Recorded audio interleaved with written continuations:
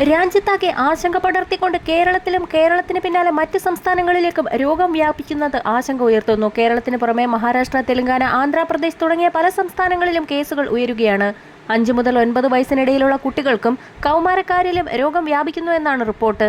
രോഗവ്യാപനം തടയാൻ കർശന നടപടികൾ സർക്കാരുകൾ സ്വീകരിക്കുന്നുണ്ടെങ്കിലും മാതാപിതാക്കളും കൃത്യമായി രോഗത്തെ പ്രതിരോധിക്കാനുള്ള നടപടികളും മുൻകരുതലുകളും എടുക്കണമെന്ന് ആരോഗ്യ വിഭാഗം മുന്നറിയിപ്പ് നൽകി.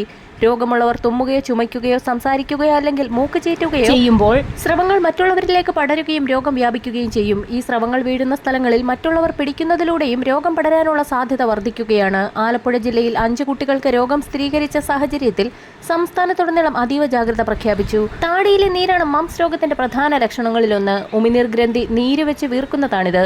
വൈറസ് ശരീരത്തിൽ കയറി ഏകദേശം 12 മുതൽ 25 ദിവസങ്ങൾക്കുള്ളിൽ രോഗലക്ഷണങ്ങൾ പുറത്തുവരാൻ തുടങ്ങും.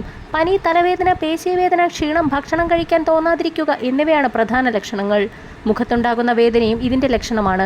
ചേർത്തല താലൂക്കിലെ പെരുമ്പളം LP സ്കൂളിലെ 5 കുട്ടികൾക്ക് മുണ്ടിനീർ ബാധിച്ചതിനെ തുടർന്ന് സ്കൂളിന് ജനുവരി 9 മുതൽ 21 ദിവസത്തേക്ക് അവധി നൽകി ജില്ലാ കളക്ടറുടെ ഉത്തരവ് പുറത്തു വന്നിട്ടുണ്ട്. മുണ്ടിനീരിന്റെ ഇൻക്യുബേഷൻ പീരീഡ് 21 ദിവസം വരെ ആയതിനാൽ കൂടുതൽ വിദ്യാർത്ഥികൾക്ക് രോഗം പടർന്നു പിടിക്കുന്നത് ഒഴിവാക്കുന്നതിന് സ്കൂളിന് 21 ദിവസത്തേക്ക് അവധി നൽകണമെന്ന് ജില്ലാ മെഡിക്കൽ ഓഫീസർ അറിയിച്ചിരുന്നു. ഇതിനെ തുടർന്ന് അവധി നൽകാൻ കളക്ടർ ജില്ലാ വിദ്യാഭ്യാസ ഉപഡയറക്ടറെ ചുമതലപ്പെടുത്തി. രോഗം പടർന്നു പിടിക്കുന്ന സാഹചര്യത്തിൽ മറ്റുള്ള ജില്ലകളിലും ജാഗ്രത പാലിക്കണമെന്ന് ആരോഗ്യ വിഭാഗം മുന്നറിയിപ്പ് നൽകി.